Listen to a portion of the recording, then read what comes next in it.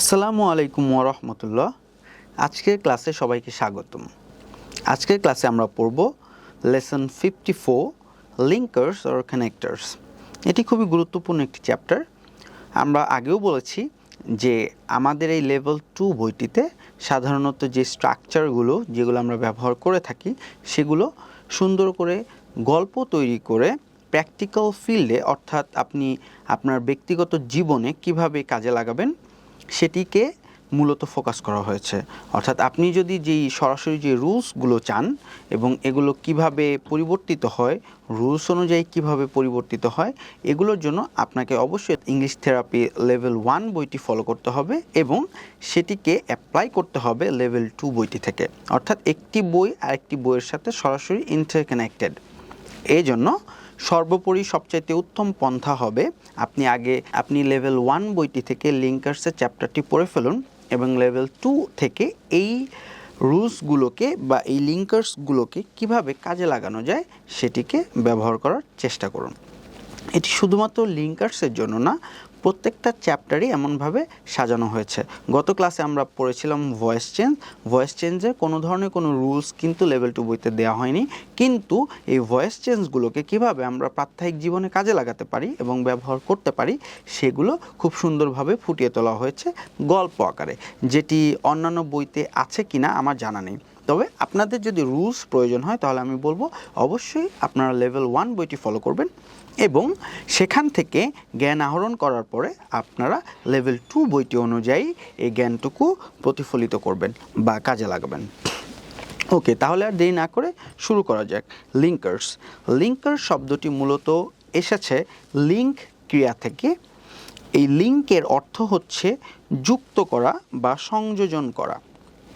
অর্থাৎ লিঙ্কার এর অর্থ হচ্ছে সংযোজক, যে যুক্ত করে কিংবা সংযোজন করে তাকে সাধারণত লিঙ্কার বলা হয়। ইংরেজি ব্যাকরণে লিঙ্কার বলতে যে সমস্ত ওয়ার্ড এবং ফ্রেজকে বোঝানো হয় যারা ভাষার বিভিন্ন উপাদানকে অর্থাৎ ওয়ার্ডস, ফ্রেজেস, ক্লজেস, সেন্টেন্স ইত্যাদিকে যুক্ত করে থাকে এবং অর্থপূর্ণ একটি টেক্সট তৈরি করে থাকে। লিঙ্কার কিন্তু একটি অতি গুরুত্বপূর্ণ ব্যাকরণগত ক্যাটাগরি, এই কারণে যে এই বিভিন্ন টেক্সট বা ডিসকোর্সের প্রবাহমানতা এটি নিশ্চিত করে।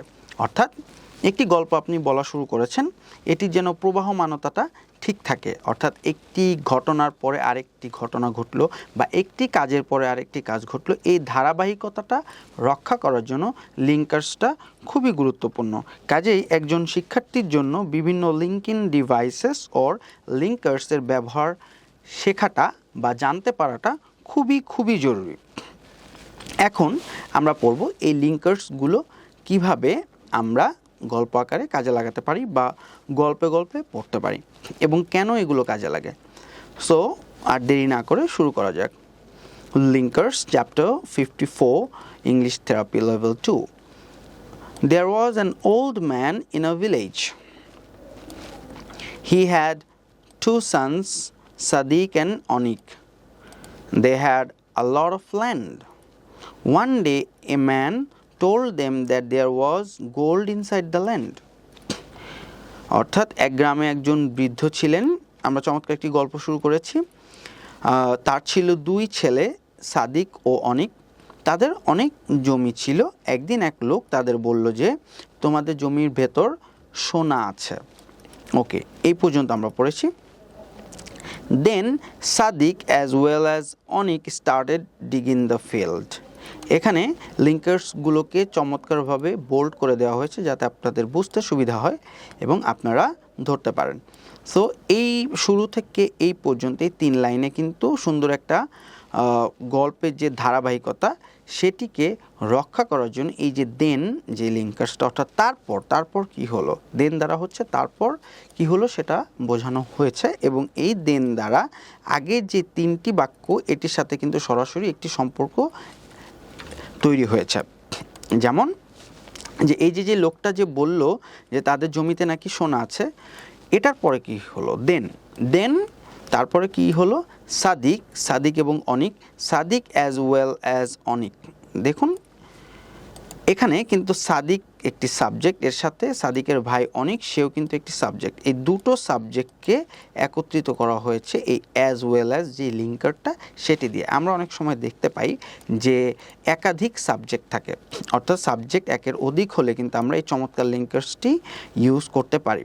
অর্থাৎ Sadiq as well as his brother Anik, or Seema as well as her sister Rina ইত্যাদি, তাই না?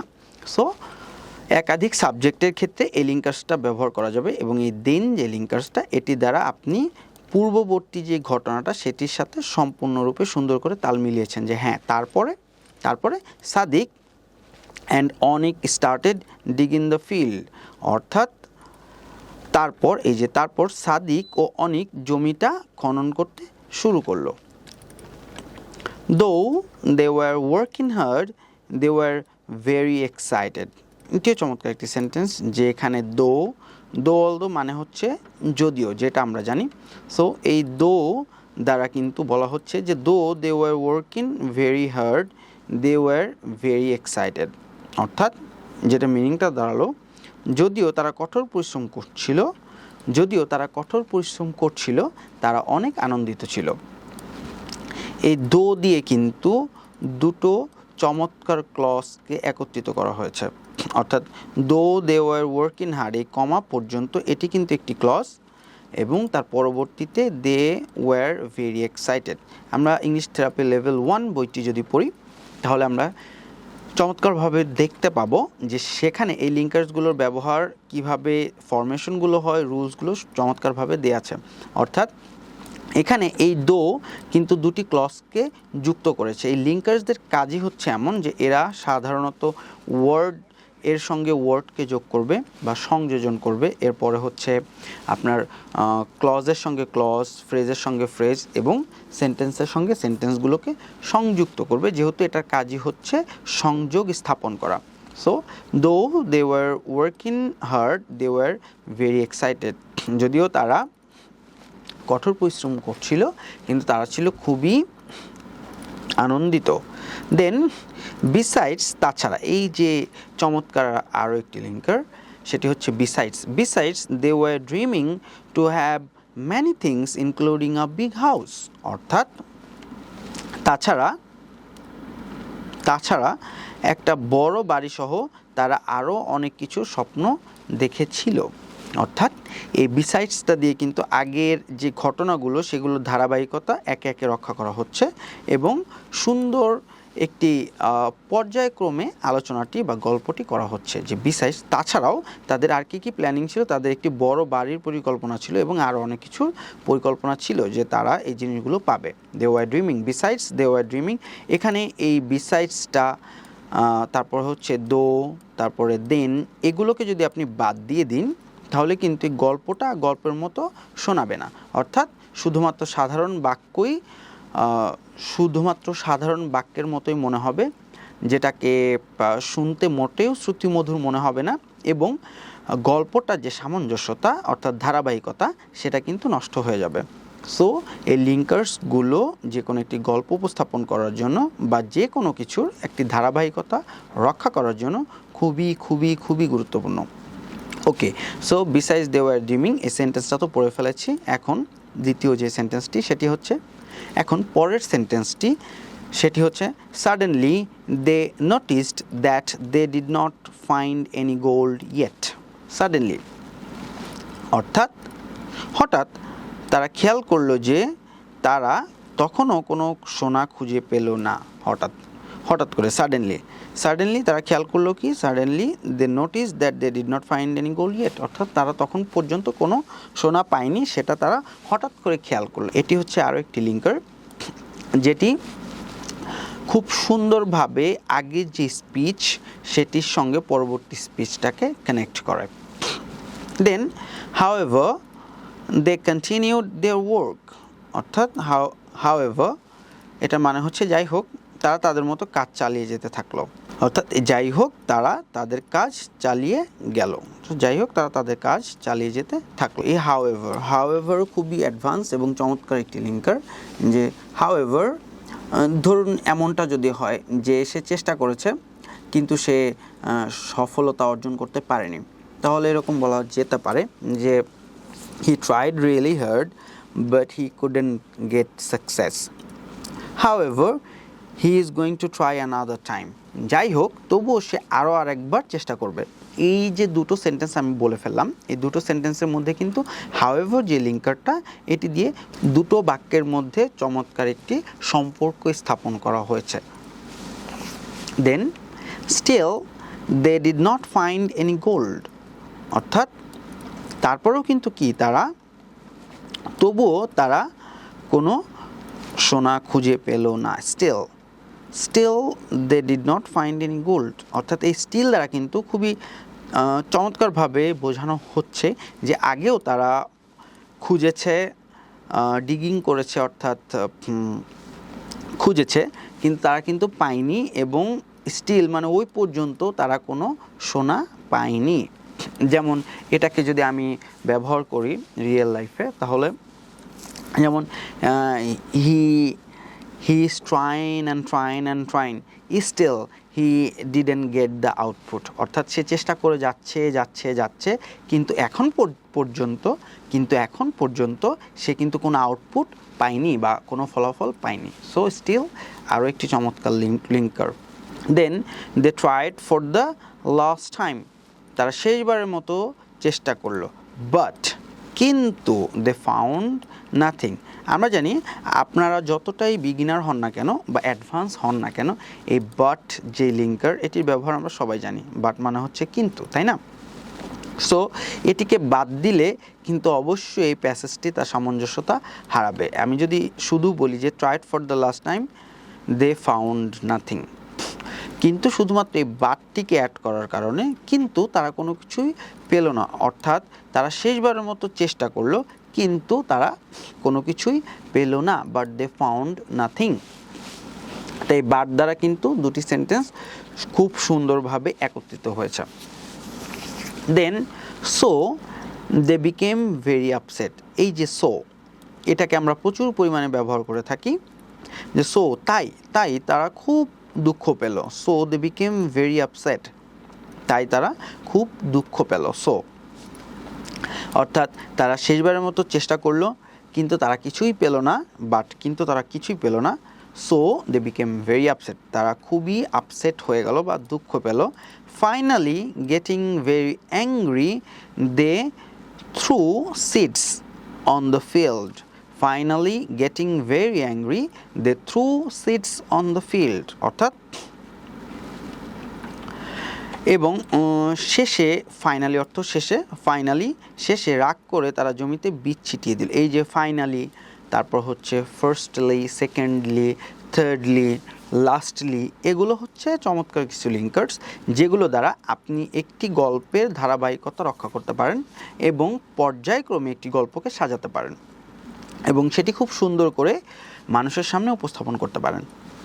সো এই লিঙ্কার্সগুলো কিন্তু আমাদের জন্য খুবই জরুরি।